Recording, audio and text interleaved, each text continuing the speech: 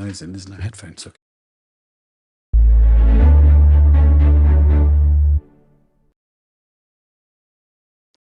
Good evening. Welcome to Crowd Church. It's great to be here tonight. Tonight I am joined by the wonderful Matt. Matt, say hi. Say hi. Good evening. Welcome, everybody. Great to be here with you. Enjoying it already. It's the reason I'm stalling slightly is because you're in that chair and I'm in this one. Is it knocking you off? We're sitting in the wrong places. I quite like the fact you're in charge tonight. This is the thing. Matt's not the main host tonight. He's put me in the main host chair. Yeah. But now he can't cope with the fact that he's not in charge. But he's still got all these things in front of him, like a big laptop. And he's still kind of in charge, to be honest. But anyway, we'll see how we get on being in the wrong chairs. Yeah. We're also joined tonight by Will. So, hello. And I'm loving the insecurity. This is a fun conversation stream. It's just nice to keep Matt on his toes a little bit, isn't it? Absolutely up for it. Matt insecure. That's where we want him. Yeah. So, so tonight you're going to be sharing with us in a second, Will, on the next bit of our series. And tonight we're talking about this being space at the table. So I'm looking forward to that, talking about Jesus eating with the tax collector, did you say? Yep. Brilliant.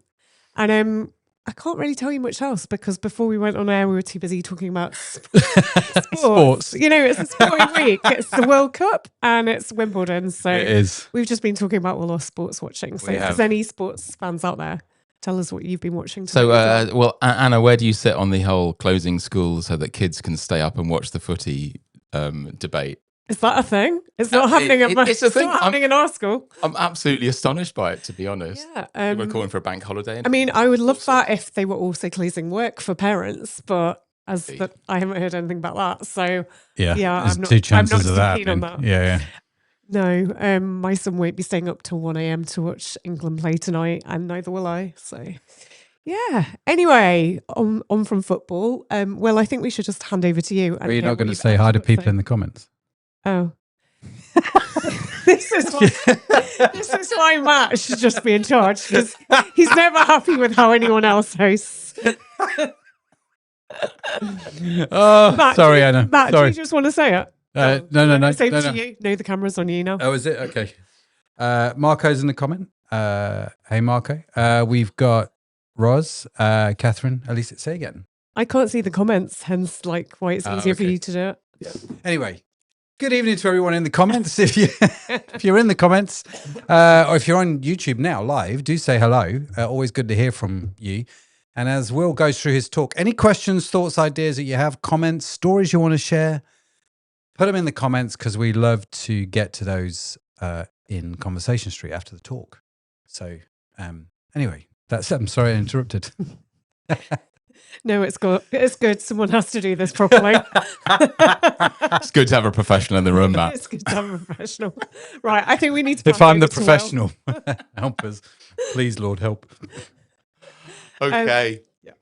Right. Well, our topic this evening is taken from a reading in the early chapters of Mark, which is a gospel in the New Testament, and I'm calling it "Space at the Table." Now, in these chapters, if you've read them, Jesus is really on a roll of challenging protocol, revolutionary in every way. And for those of you being part of Crowd, you'll know that is our theme, Jesus the Revolutionary. So first in Mark, there's a public encounter with an evil spirit, a man possessed by an evil spirit. But this isn't in the street. This is in the synagogue. Just at Jesus' presence there, the spirit cries out in alarm. And I read that and I thought, how many years had that man faithfully come to synagogue with nothing happening? How many Sabbaths had the demonic safely coexisted with the worshipping community until Jesus came to preach? Then he disappears to pray in the hills when everyone is looking for him. He's hit the big time with a growing following. To be honest, any itinerant preacher would surely dream of. And then he just quietly disappears off the map without so much as a word. Soon after that, he not only healed a leper, but he touched him as well. And Mike talked about that a few weeks ago. That was unthinkable. And then immediately before the encounter we're reading this evening, Jesus forgives a paralyzed man's sins. He also did the impossible miracle of restoring this man's ability to walk. But it was the pronouncement of forgiveness that really shocked and surprised those that were there.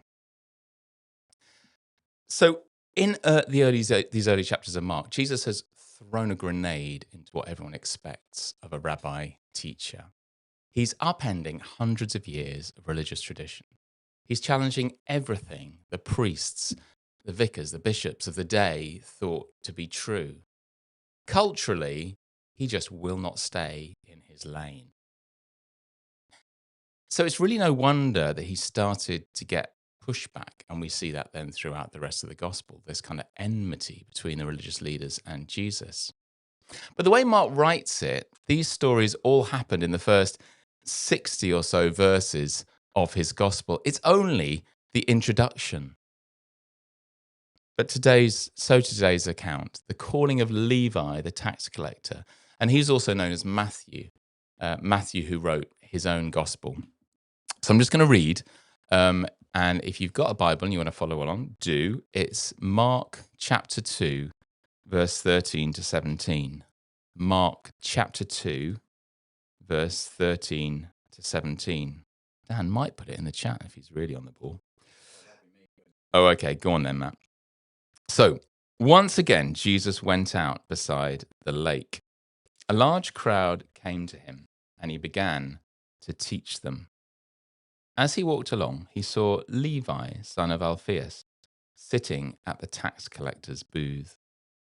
"Follow me," Jesus told him. And Levi got up and followed him. While Jesus was having dinner at Levi's house, many tax collectors and sinners were eating with him and his disciples. But there were many who followed him. When the teachers of the law, who were Pharisees, saw him eating with the sinners and tax collectors, they asked his disciples, "Why does he eat with tax collectors and sinners?" On hearing this, Jesus said to them, "It's not the healthy who need a doctor, but those who are ill. I've not come to call the righteous, but sinners." It's in Matthew 2. So, as we've seen from my little introduction, Jesus was already pushing the boundaries in terms of unexpected behavior. And this story feels like it's another very serious and deliberate step into controversy. What on earth was a clean living man claiming to be a religious leader doing with the despised and the defiled? To enter their house was bad enough, but to sit down and share food with them communicated friendship, kinship even. To eat with someone was to accept them, to treat them as equal. And it would have been assumed by those witnessing this that by doing this, Jesus was condoning their so-called sinful lives, perhaps even identifying with their behavior. It was scandalous. I was trying to think of a modern analogy in our culture, and all I could think of, and I'd be interested in Conversation Street in this, all I could think of was the tyranny of the school cafeteria. There was an unspoken protocol, certainly in the secondary school I went to. No one wanted to stand out or risk judgment or ridicule during those overly sensitive years of defining your social status that school was. So for most of us, and of course there was a handful of more mature and wise and generous people, to be honest, but for most of us, there were some people you just did not sit with. For some of us, we were those people. And I sadly remember the gossip and sniggering behind hands, the sidelong glances if you sat in the wrong place. Who you sat with directly impacted your standing in that kind of microcosm pecking order of school.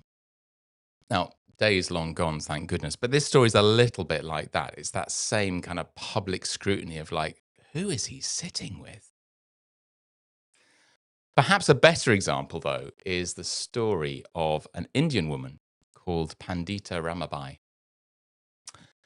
Ramabai was born in 1858 in Madras, in India. And her father was a Hindu priest and Sanskrit scholar. Now, he was a high caste, which basically meant high social standing, an educated man, who took the very unusual step of teaching his daughter to read and speak Sanskrit, a skill then reserved only for men. Now, there was some societal shame even in that decision, and he ended up bringing up his family in the woods to shield them from some of that cultural blowback of his daughters knowing how to read. But Ramabai was so skilled that she was honoured in Calcutta at the age of 20 by being given the name Pandita, which basically means learned one. She was also passionate about the marginalised and forgotten in her society of the time. And this was fueled further by becoming one of them. She was a young woman who was then both orphaned and bereaved. She lost her husband as well. And she had a young daughter of her own to provide for. But she responded by campaigning and writing. And eventually, at the age of 31, she founded a centre for widows and orphans, like she had been, but of all castes, where they could gain skills and an education and independence. Good stuff. But there was significant hostility. Not only because she, a high caste woman, was so closely engaged with and living with low caste women, but because she was also equipping them to escape that isolating prejudice of the patriarchy of the time. She too was not staying in her lane. What was her inspiration? I think it'd be true to say that she always had a strong sense of injustice. But at 25, it was her learning about Jesus that really seemed to supercharge it. She knew the Sanskrit scriptures backwards and how the nature of God they revealed had been used to justify discrimination against so-called low-born families and also used for the domination of women. Now, she was brought up with the idea that God was intangible, except through spiritual practice that could reveal the divinity already inside you. Many believe the same today. But that spiritual practice largely related to a hierarchy of your ability and social standing, of your education, your ability to do that, to access the priesthood. It wasn't really open to all. And then she met Jesus, a tangible representation of God's grace and acceptance for all. Jesus, a historical account of demonstrated radical love. And I'm sure she read this very story in Mark that we've read. Jesus breaking down social barriers and welcoming all to the table. She eventually went on to translate the Bible into her native language so that all could read it for themselves and find this same accepting God. So back to Jesus at the table. I think part of the reason Jesus associating with sinners, as the scripture calls them, was so difficult to accept was that the religious leaders really had no narrative that anything could change. These leaders, I don't think, were bad people. They just had bad assumptions. They thought people were like they were because of their choices, their family background, their ethnicity, or even as judgment for what an ancestor had done. And we read accounts throughout the New Testament that would support that. Transformation was not expected. That man possessed by an evil spirit, he was tolerated in the synagogue. The lepers were just living out their sentence of social isolation and disfigurement until death. The paralyzed man had clearly built up a debt of sin by his life choices and was now presumably incapacitated as a result. It was his fault. It was just his lane. This was the prevailing thought of the day. There was really no script for transformation until Jesus walked into town. And Jesus clearly challenges Levi in this passage to change, to leave his job and the unrighteousness it involved, and to follow Jesus. But it wasn't just the hope of transformation that Jesus confronted his contemporaries with. I mean, that was radical enough. what do you mean? Individual circumstances can change? We don't have to just accept this status quo? That in itself was radical. But it was also the way he went about it that so blew everyone's minds, not least these religious people that we read about here. He touched, he sat, he proclaimed unheard of things, and he ate. Didn't he care about his reputation? There was no virtue signaling with Jesus. What you saw was what you got. But given there clearly was some transformation for Levi, what next? What was the right way to go about such things? And unpacking the scenario a little more, there are perhaps two things that might have been expected compared to what actually happened. The first thing is what might have been expected is that once Levi left his tax booth, followed Jesus, he would also have left all his previous associates. Given that they had similarly bad reputations and were clearly not the right sort of company, but instead, he invites them all in. He throws a party, and Jesus seems entirely comfortable joining them. Secondly, perhaps it was expected that Jesus would set a bar of expected behavior for Levi. Maybe wait for him to meet it. So if you're going to follow me, this is the deal. This is what needs to change. This is what needs to happen. Do this, stop doing that, prove yourself, and then follow me. But instead, Jesus sits down to eat with them. He meets Levi where he is. He invites him to follow step by step. Jesus is right there to share the journey. And we see from these verses, Jesus didn't feel any threat of contamination as maybe others would. Instead, he entered into this community of brokenness and shame. He was not interested in living in isolated purity, but in bringing gold out into the messy marketplace, light into the darkness. And what a fantastic line to explain his approach. It's not the healthy who need a doctor, but the sick. But I don't think Jesus was doing this just to get a reputation as a nonconformist. We read elsewhere in the Gospels that he was often deeply moved by his encounters with ordinary people. We read of his heart going out to people. His behavior flowed directly from a sense of justice, but also of compassion, just like Ramabai, the Indian lady. Worthy of following, for sure. A couple of other bits about this story. Jesus aside, what were the disciples wrestling with as they sat there, do you think? Were they feeling tarred by the company their teacher was suddenly keeping? Were they feeling awkward? It was against all their kind of cultural expectation. Were they wrestling with their own prejudice as good, upstanding Jews?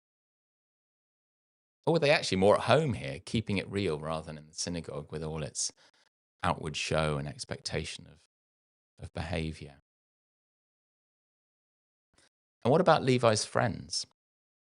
This holy celebrity choosing their company. I wonder if you know what it feels like to have someone famous or someone that you hugely respect choose to come and sit with you, to talk with you. Where there's a whole crowd clamoring for their attention, they sit down with you. That's an amazing feeling. So in wrapping up, what does Jesus say to you through this story?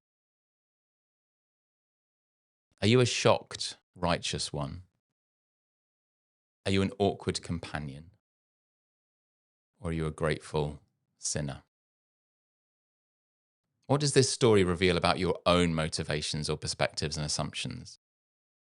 And what response does Jesus model to you? Are you aware of the lane that you are keeping? Or are you actively seeking how to escape it, to see this kind of transformation in the unexpected? If you were going to eat with someone unexpected, and perhaps a little shocking, in order to bring God's gracious light, who would that be?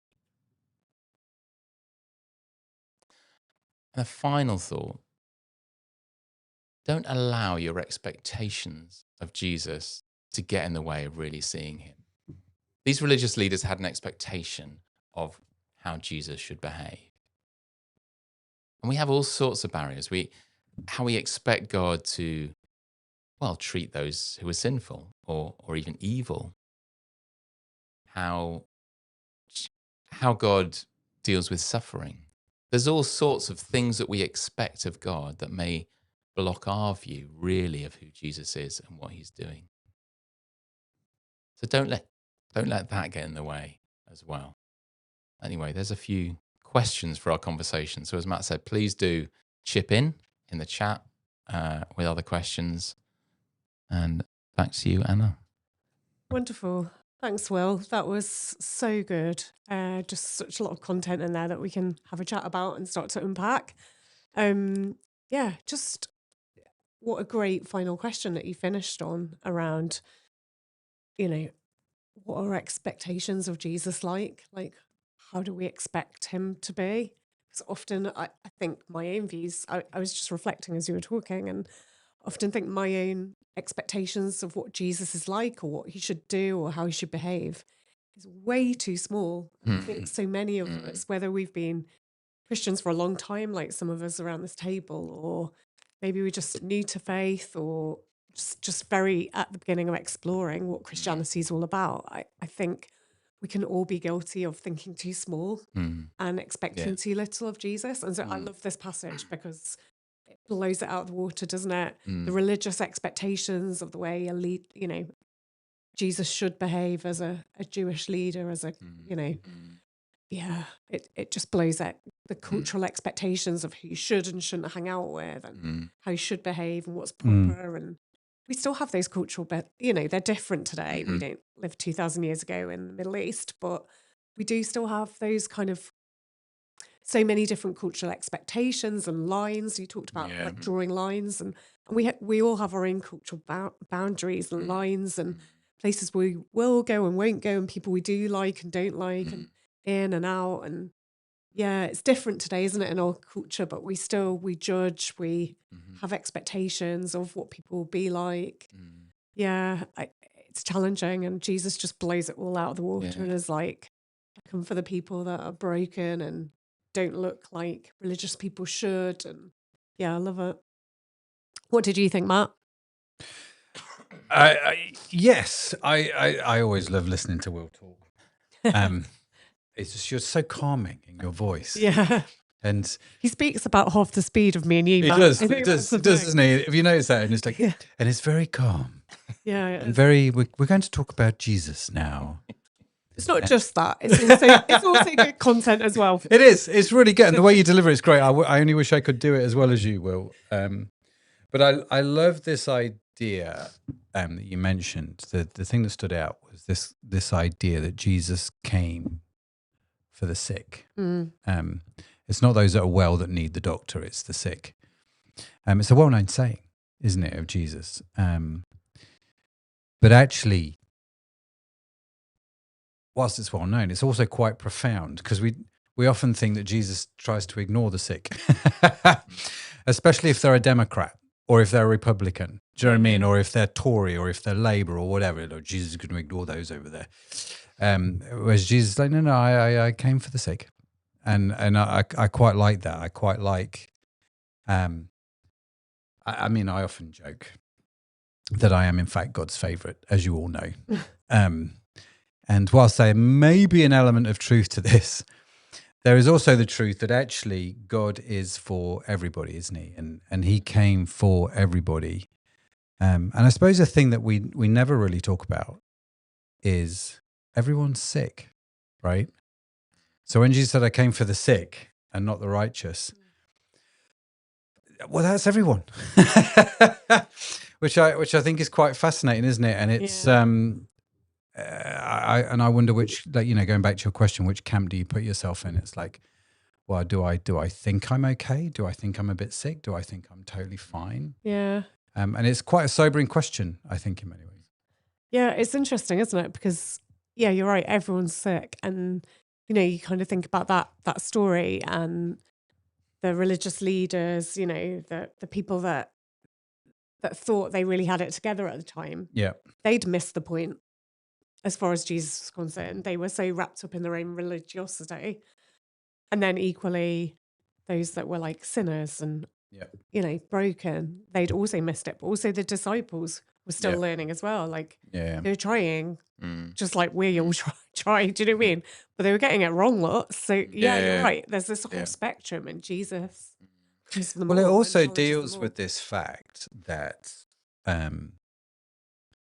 this belief that I've got to have everything sorted out before I become a Christian, right? I'll become a Christian when I stop doing this over here, or I'll go and stop that, or I'll go and sort that out, and then I'll become a Christian.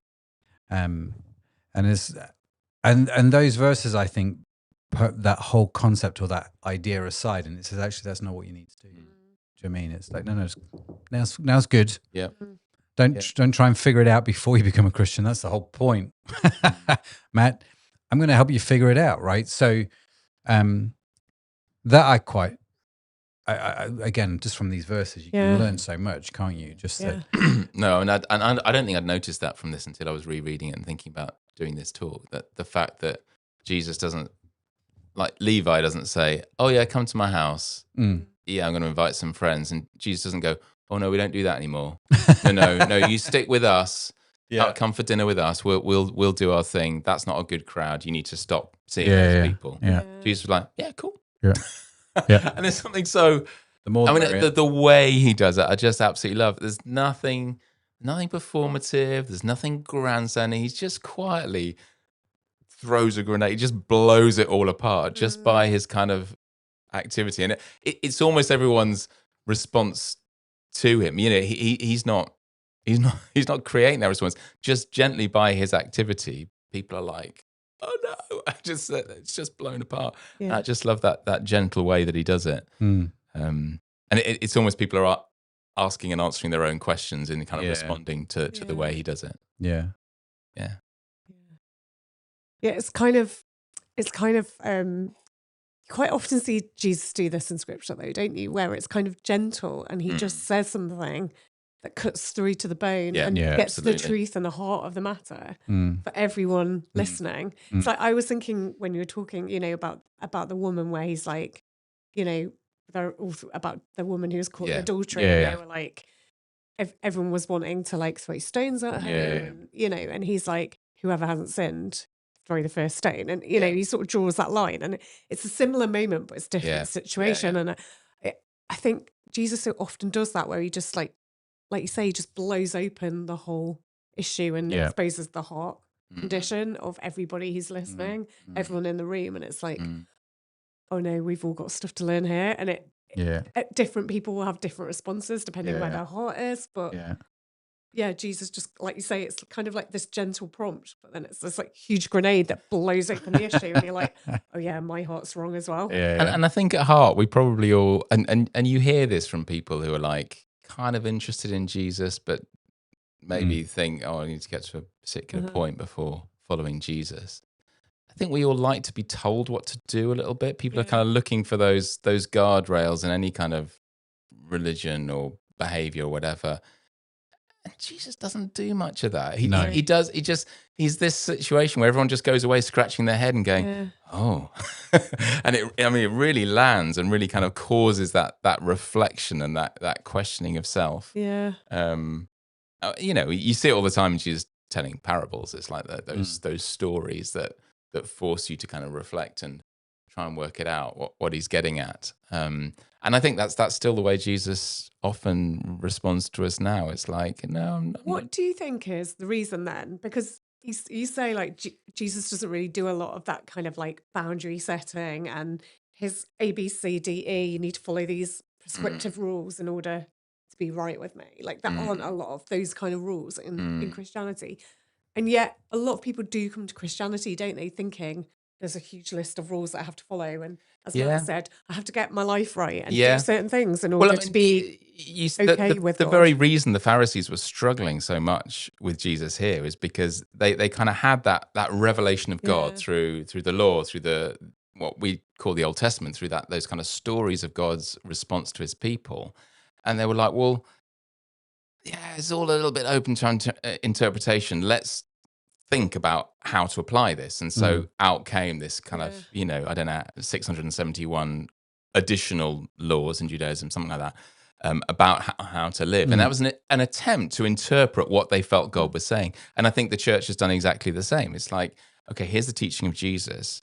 How do we interpret that? How do we make that into something that anyone can follow without necessarily needing to wrestle with scriptures for themselves? And I think the motive is good, because it's like wanting to give people a framework around which to believe Jesus. But the problem is you lose Jesus in that, because it all becomes about the law. So it's not surprising that people think, oh, there's this whole kind of moral code that I need to sign up to, and go, oh, I can't really do that one. So, Jesus isn't for me. But actually, when you read the Gospels and you think about it, it's like there's not very much of that. So I think it's our human response, our kind of we're sort of triggered to like, okay, must put a kind of a framework, a boundary, a law around this, because that's kind of our nature. And Jesus time and again says, no, that is not what this is about. Yeah, and it's like back to front though, isn't it? So like, you're right. People come at it like, oh, I think there's all these things I need to do in order to be right with God. But I think the point is you can't be right with God unless you have Jesus. Like it's like Matt made the point before, I think really well, that like it's the sick, not the well, that need Jesus. And actually we're all sick though. Yeah. The point is nobody can do this Christianity thing. No one can be right with God apart from Jesus. And so we all need Jesus. And so it's like that. Yeah, it's not, the heart of it isn't wrong, but actually it's pointless to start with a list of rules, because nobody can follow the rules. Like, you've got to have a relationship with Jesus. That's what frees you. That's what changes your heart, and that's what enables you really to live right. You think about when you and Andy got married, right? The vows, you probably said them in like 30 seconds, right? But the next, God willing, 50, 60 years of marriage is outworking those vows. Yeah. Right. Now, what you didn't do, at least, I don't think you did this on your wedding day. Andy's not talked to me about it. Well, don't know where this is going. But what you didn't do is go, right, those vows, let me explain to you what they mean. In this scenario, you do this. And in this scenario, you do that. And it's like, and I think a lot of the problems in marriage come down to a lack of communication and communication around expectations, right? So till death us do part has different meanings in different people's heads, right? And outworking that, what does it mean to be faithful? Well, we unpack these things, don't we, in church? And we talk about what to be faithful in this and to be, and we unpack these things. But fundamentally, your vows can be said in 30 seconds, right? If you think about the Constitution of the United States, a document we all think about and talk about, it's on a page, right? If you think about the laws governing how to use a ladder on a job site, it's this thick, right? It's ridiculous in so many ways, and it's just the way we are as society. And I think, but like you say, as people, we crave it. So going back to the pre-marriage, what's the one question everybody who's engaged asks? How far can I go? Right? We have this principle. Well, what does that mean? Can I do this? Can I do? And 25,000 questions later, can I? And you get wrapped up in the what does this mean? And the prenup as well. It's like it's a classic case in point of like this vow and this intention and this heart is not enough. Let's make sure we've got the detail covered in case we get to that point of needing to argue it out. I think that's a great analogy that we come to Jesus quite simply, and the rest of your walk with Jesus is working it out, really. Yeah, that's all it is. You're walking out the covenant that you have made with God. Sometimes you're going to get it right. Sometimes you're going to get it wrong. And I don't think it's so much about the failure as it is about our heart, right? I think God can handle my failure much more than he can handle my disobedience, right? And so it's that desire to go, I don't think I'm always going to get this right, but I'm going to try. Yeah. Right? And I think, like, I'm going to pick on Andy a little bit because he's not here. But like, Andy will be a great husband, but is he the perfect husband? Well, there's going to be one or two things, I'm sure. I'll answer that. Don't tell me. Don't tell me. But it's not about that, right? It's about working this out and outworking it together, and the relationship survives those things and gets stronger for it when there's that honesty and authenticity, right? Yeah. Exactly the same here. And you're right. And life throws up different hurdles and different seasons, doesn't it? And different challenges. And then you work out, oh, what does it mean to be married in this season? Now we've got a tiny baby or a grumpy teenager or whatever is going on, or somebody's sick with cancer, or like there's different seasons, aren't there? Different challenges that life throws up. And you're absolutely right. And it's the same with relationship with God. Like different seasons of life will throw up different challenges. So you're like, what does it mean to follow God and to love him with all my heart? Exactly. In this season, in this scenario, when this is happening. Yeah. But it's like the question when you're engaged is not how far can I go, right? What can I get away with? That's entirely the wrong question. The question is, how can I carry out this engagement in a way that's honoring to you as my future spouse and honoring to God? Entirely different question, right? And I think that's what we do here. It's like, I don't fully get it. I don't fully understand it. I don't have all the answers, but there's going to be this sort of outwalking and walk with it, which is great. Ellis said here in the comments, in regard to rules, I've often been caught out in thinking if I don't do X, Y, and Z, or Z for our American cousins, then I'm in the wrong. But even though something feels that way, it doesn't mean it's true. Any thoughts on that?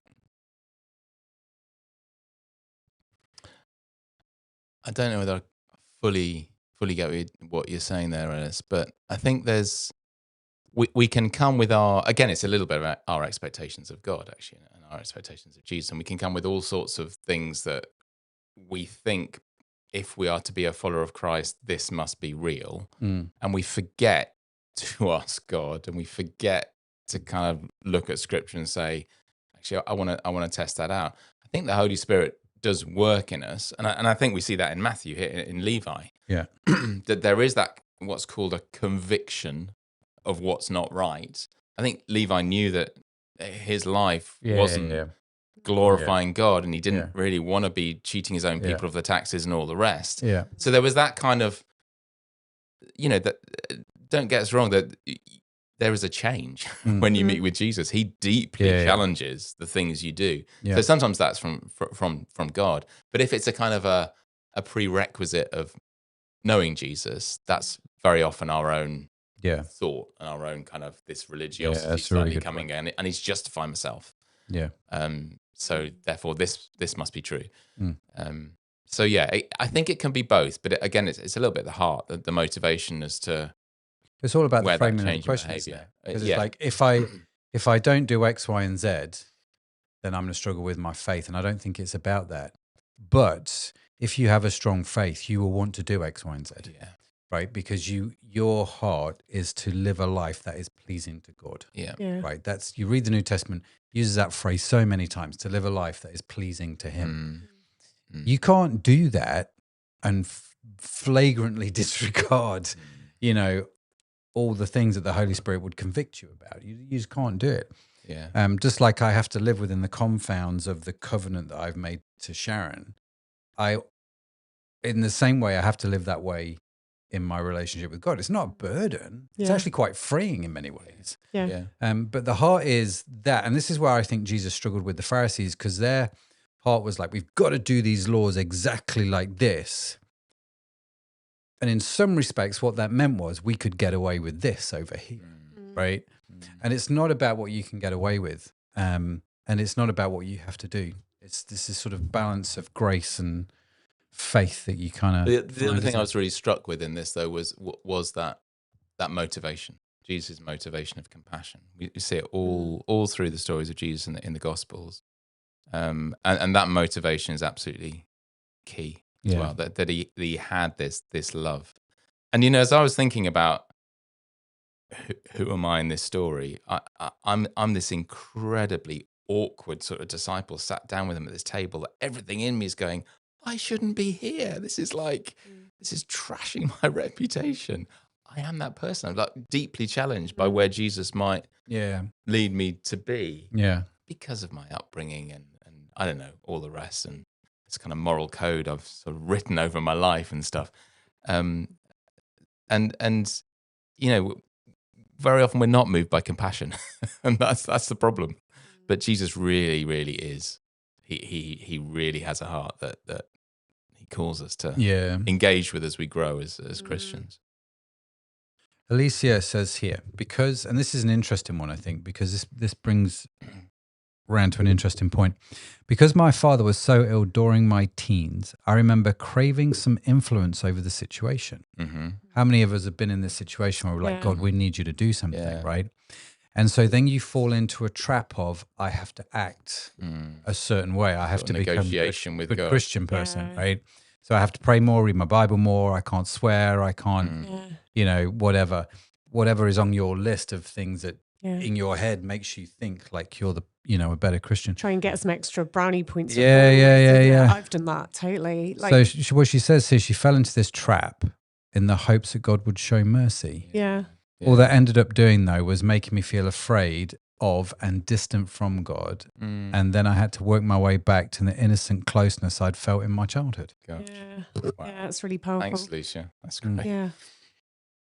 Yeah, I totally relate to that. And I think, thank you for sharing it, Alicia, because it's, I think it's probably something we can all relate to at times. But I definitely know, you know, when I've been through difficult seasons, I've been really praying for God to break through and do something in my life that I almost feel like I overperform. Like, I'm going to show God how great and faithful and like totally awesome a Christian I am, so that he'll be on side and he'll be more inclined to do what I'm praying for. Yeah. Like, I've done that on little things. I've also done it on really big things. You know, when we're going through like miscarriages and I really wanted a healthy pregnancy, it's like, I just show God how okay I am with everything and just prove myself to be so faithful, then surely God will like do what I'm praying for. Yeah. But obviously that's not how life works, and that's not necessarily how, you know, I don't think that's how the holding kingdom things back for us. It's a reflection of our own culture. Yeah, and we can get into these wrong ways of patterns of thinking so easily, though, can't we? Like we have to somehow earn it. Because we kind of project our thinking onto God. Yeah, we do. And God doesn't work like that, and he doesn't think of us like that. But we think of one another in that kind of judgy way. Yeah, we do. It's hard not to project that on God. This was clearly profound because I remember it as a 7-year-old saying to my mum one day, I'm going to be really good all day. That's that kind of motivation. And my mum saying to me, oh, we just love you as you are. And then later on, clearly I wasn't being good and I was told off by my mum. It's like, oh, you just said you loved me how I was. That was my retort back to it. I'm just following your advice. But I've really remembered that sort of love of a parent saying, do you know, it's not about that. That's not what we're looking for. We're not looking for you performing. I just love your heart and who you are. Yeah. That's so powerful. Like when you're quite a performance-centered person, like I definitely am. I like to achieve. I like to tick things off my to-do list. I like to be a high achiever, like in whatever I'm doing. And I remember my mum and dad did a really cool thing when I was a teenager, actually. I think it was either my GCSEs or A-levels. I can't remember which. But they said, it was like just before we got our exam results. And they said, we're going to go out for a family meal and we're going to take you out to celebrate tonight, like 2 days before the exam results came. Oh, wow. So we're like, we don't want to celebrate if you got straight A's or if you didn't. We want to celebrate you now because you worked hard and you gave it 10 out of 10 and we know you did. Yeah. And so we want to celebrate the effort and the achievement now, not when you've got the results, because that's not what defines you. Not your grades. Oh, I totally wish I'd done that. It's like, it's always stuck with me though, because it's like, You could have told me this 10 years ago. I could have used that. Sorry, kids. I told my kids that they couldn't come home if they didn't win on sports day. Very different style of upbringing, I feel. Enough said about that one. Let's move on. Sorry, kids. What else have we got coming through on the comments? Anything else, Matt? Oh, let me put my glasses on. I can't see the comments without my glasses. We've got Jenny in the comments. Groovy Beetle Car. Now, I think you guys, I don't know if you were around when Jenny first started joining the live stream, but she's She's been away for a little while doing other church stuff, but Jenny's back on live stream. Jenny, it's great to see you. Always like Jenny. Jenny had such great stories. She said that I definitely thought that Christianity meant rules. And how many people hold that belief, right? Yeah. Christians and non-Christians. Yeah. Christianity is a list of things that I cannot do. Here's the thing though, right? There are definitely things you shouldn't do as a Christian, okay? But there are definitely things you shouldn't do as not a Christian, right? It's not like, it's not like come to Jesus and suddenly your life is inhibited in ways that it shouldn't be. It's like, no. You are, I always have this belief that you are always bound to something, right? And a free man gets to choose what binds him, okay? So I think the thing I've realized about my Christian walk is I get to choose what binds me. You know, Paul, when he writes the letters in the New Testament, Paul's one of these guys that sort of has quite a dramatic conversion. But he often writes his letters by calling himself a servant or a bond servant of Christ. Yeah. Like I'm bound to him. You know, it's really interesting language. Like I'm choosing to bind myself to him. Like I choose to bind myself to my wife. I choose to bind myself to Christ, and I have that choice. If I don't make that choice, it's probably because I don't know that I have the choice to make, if that makes sense. But you fundamentally, whether you've made that choice or not, you're bound by something, right? The Bible would call it sin in many ways, but it's one of those things where I know so many people who are bound by, say, approval addiction rather, or they're bound by how well they're doing at work. They're bound by their salary. That's their whole measure of worth, is their annual income statement, right? And they would say, well, it doesn't bind me. Well, clearly it does, because it just drives your whole life. And you're not saying, you're not being honest with yourself, right? So I think this idea that Christianity means rules is, I get that it's partially true, because to say it isn't is a false statement, because there are definitely things in Scripture where it says do not do. Yeah. But we all live with rules, right? Yeah. Like nobody lives a rule-free life. Like I can't think of any examples. Like we all create our own rules and priorities and the things that we give ourselves to. Yeah. So we're all bound. You're right. We're all bound by something. It's the what, isn't it? And if it's choose your what binds you, right? Yeah. It's nobody's free of everything, are they? No, not at all. You get to choose what binds you, and that's actually quite a powerful revelation, I think, when you get your head around it. And that's, I think, the freedom that Christ brings us. And so I choose to be bound to this covenant. Like when I got married, it was a choice. It's not like Sharon's dad was there with a gun at my head going, make the vows, dude. No, I wanted to be there, man. I wanted to make those vows. I still want to make those vows. I still want to live out those. This is not a problem to me. Yeah. I have not lost a single thing by being faithful to my wife. Yeah. Some people might think, oh, I couldn't do that. I'm like, dude, trust me, I have gained so much more than what you might perceive I've lost, right? And I think the same is true with Christianity. Yeah. I really do. Yeah. So go on. So one of those final questions was, okay, so what's the lane you're keeping? And like, if you're binding yourself to Christ, it means stepping out. It means seeking that transformation in places that you might not feel so comfortable. And I think that's another challenge to us, to any that are watching, that's like, oh yeah, I've done that. I'm following Christ. I know His grace. It's like, okay, well, what's Jesus modeling to you in this scripture, in terms of that challenge of reaching out that offer, that offer of life that He brought to Levi and all his friends in this party. Yeah, and I really like what you had to say, Will, about just the compassion of Jesus. Like He had so much compassion for people, didn't He? And I feel like that's something, Christianity, we talk a lot about it being like a journey, something that we're always growing in. We're always growing as people if we're doing it right. If we're doing this life thing right, we're always learning and growing and developing, aren't we? Yeah. And I just feel like one of the areas that I'm constantly challenged as a Christian in is that exactly that. It's having compassion for people. People that are different to me, people that think differently to me, people that are maybe a bit annoying and I wouldn't choose to hang out with, outside of church or outside of work, or, you know, those people that get under your skin, or, just like having more compassion for people that look different to me and think different and maybe hold different views even.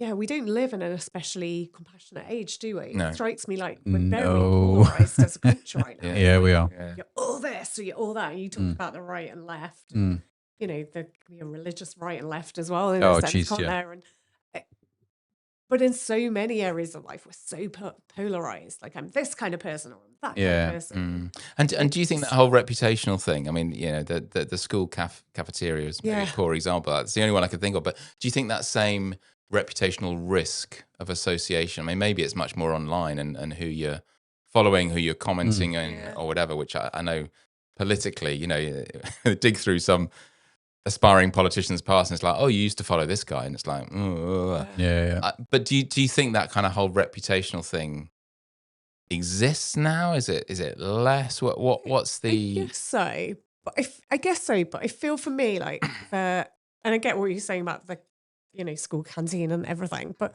I feel for me like as I get older, it's less about that. Like I don't really care what most people think about me most of the time.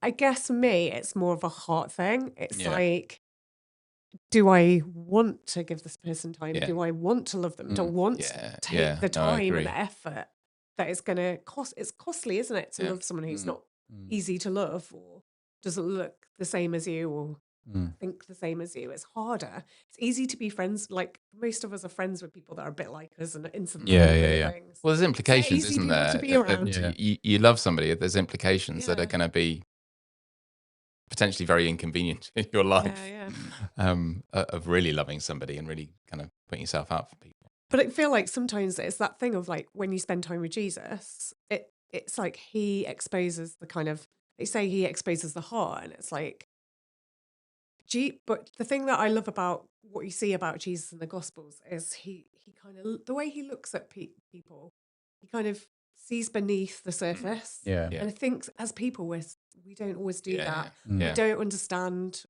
You know, people don't wear everything on the surface anyway, do they? You don't meet someone and you see what they look like on the surface, and you make instant judgments about people because we all do that. It's just how our brains work.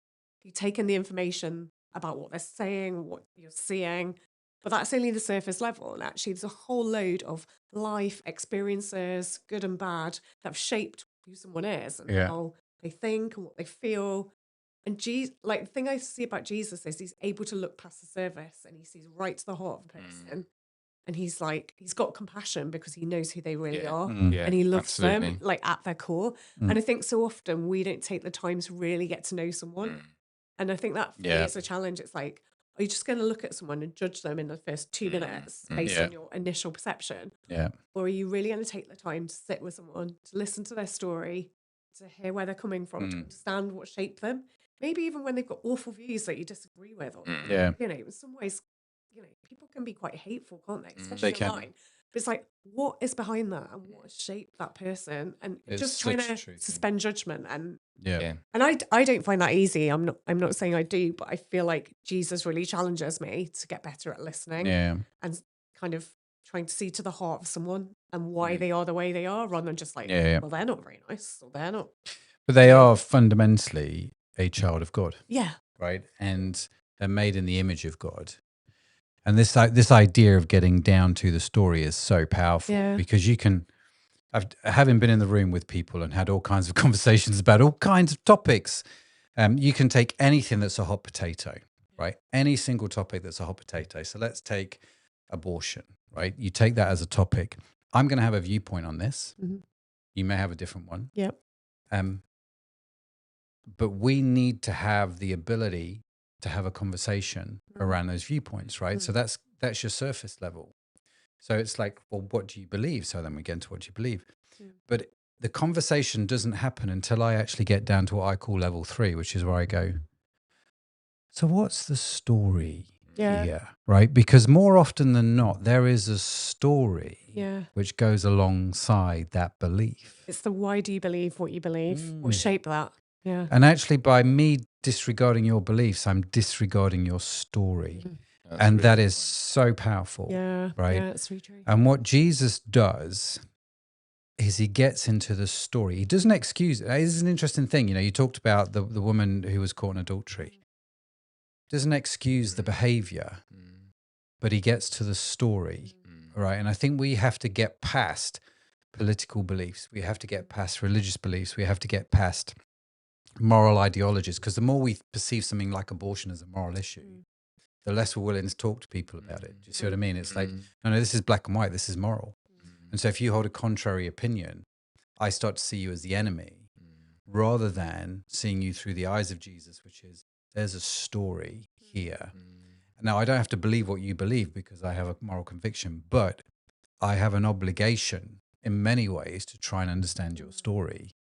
And I think it's such a powerful idea. Yeah. Yeah. No, completely. And also, we haven't all walked in the same shoes, have we? Like, No. you may not have, like, you might look at sinner, whatever the issue is, and think, well, I would never do that. But you don't know what someone's lived through that has taken them to that place. Like, so it is that thing of trying to hear that story. Absolutely. Yeah.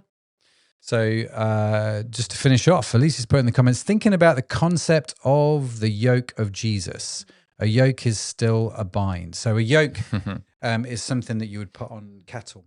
Have I got this right? Yep. Yeah. You would put this on cattle, and the cattle would be what pulls the plow along as they plow the field, right? So, and Jesus said, "My yoke is easy and my burden is light." He said, "Take my yoke upon you and learn from me, for I'm gentle and lowly of heart, and you will find rest for your souls. My yoke is easy, my burden is light." Thanks, Alice, for putting that scripture in the comments. Matthew 11:28 verses to verse 30.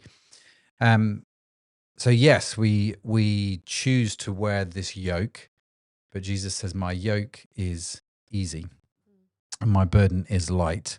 Doesn't always feel that way, Jesus. I'm not going to lie. But I sure appreciate you saying it. Alicia said here, Anna, that reminds me of the commandment to love your neighbor as yourself. I think that's one of the simplest ones to understand, but it can be one of the most difficult to put into place. Yeah, I know, because Jesus actually said, didn't he? Gets in the Gospel of Mark, he said, it's like some of the religious leaders were saying, what's the most important rule? Like, what's the most important one? Tell us what we have to do. And Jesus says, love the Lord your God with all your heart. Yeah. And love your neighbor as yourself. Yeah. And like all of it is just summed up in those 2 points. Yeah. So I was saying, if you're doing that, then you're doing the whole thing. Yeah. But yeah, but so doing that as a lifetime. Yeah, absolutely. Especially the loving your neighbor bit, even the loving God bit is, given on the wrong day. It's hard. Yeah. But all of the law is summed up in that. One thing they said to us at Bible school, which has always stuck with me, which I really enjoyed, was the Bible commands you to love everybody. It does not command you to like everybody. Yeah. And I thought that was actually quite freeing. Yeah. In so many ways, it answered so many questions in my head. So that was for free, by the way. Let's share that one for free. Anyway, it's probably time to move on, isn't it, Miss Anna? Don't we? So, well, you're leading. It's your choice. I'm trying to, but someone won't be quiet. All these people that are sent to test us say, well. Yeah. Dan, stop it, will you? Just behave. I'll have a word with him later. Yes, let's wrap up because, time's ticking along. But Matt, can you tell us what we've got on next week? Because I don't actually know, because you didn't tell me before we went on air. Pete Farrington next week. Okay. So, we've got Pete Farrington chatting away to us. I'll tell you now what he's talking about. Hang on. He is talking about when your past follows you. When your past follows you. Yeah, right. So Jesus Revolutionary and how he deals with your past. Sharon and I will be hosting. Zoe's back. She'll be on tech. Brilliant. So how was Dan? I didn't actually follow you on to that. Were you doing the picture thing okay tonight? Yeah? Our apprentice in the corner there. Yeah. He's definitely, he's definitely got better. Have you been watching? Because I can't see the screen. Yeah, so. he's actually on the right person when we're talking most of the time. So that's good. Well done tonight, Dan. Gold star, Dan. Gold star. You've passed. Well done. That sounds great for next week. And then, I'm looking forward to that. Will, have you got any final thoughts on this week before we finish up? No, just to say about the live lounge following. Yep. But I'm sure you were going to cover that. Be challenged. Don't allow those expectations to get in your way, in the way of you following Jesus. Allow him to challenge them, and it's an adventure. Yeah, absolutely. It really is. Any final thoughts from you, Matt? Just that, I love this scripture, my yoke is easy and my burden is light. I think following Christ requires something of us. But what he requires of us is something that is light and more freeing than you could ever possibly think or imagine. And I think if it's become burdensome, my experience is 9 times out of 10, that's a mismatch in my thinking, right? It's not anything other than I just need to course correct with the help of the Holy Spirit. So, but yes, I love those scriptures. So do go think about those and read about those. Yeah, fantastic. Okay, that's everything from us tonight. But yeah, as Will just said, come and join us in the live lounge in a minute. If you want to continue this conversation, we'll be hanging out there. It's just a chance to come and say hello. Links carry on in this the comments. conversation. Yeah, and the link should be coming up in the comments. But yeah, come and say hi to us, and yeah, let's continue this conversation if you've got any more thoughts or questions. Indeed. But otherwise, we will see you this time next week. See you soon.